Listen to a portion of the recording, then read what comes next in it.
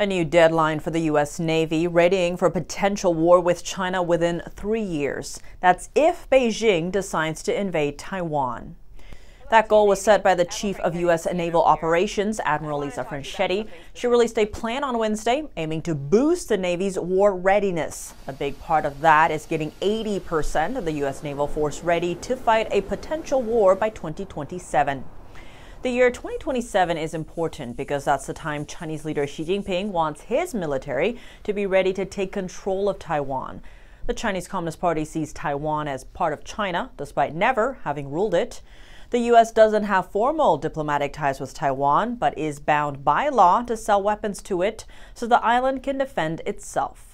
What's more, Washington embraces a policy called strategic ambiguity, meaning it doesn't make clear whether it would come to Taiwan's defense should China invade. Keeping Taiwan safe is also key to U.S. homeland security. Taiwan sits on a chain of islands that prevents Chinese submarines from sneaking into the Pacific Ocean. The waters there are deep enough to conceal a submarine-based nuclear attack against the continental U.S.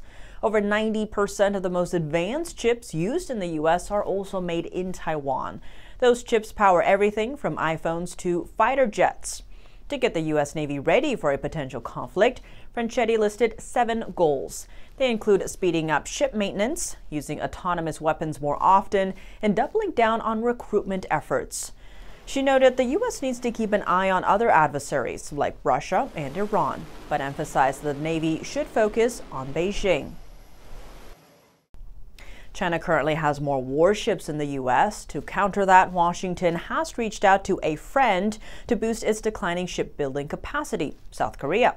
One of the country's biggest builders offered a $100 million bid to buy Philly Shipyard in Philadelphia. This comes months after the U.S. Navy Secretary visited South Korea to court investment in U.S. shipbuilding. The deal is pending approval.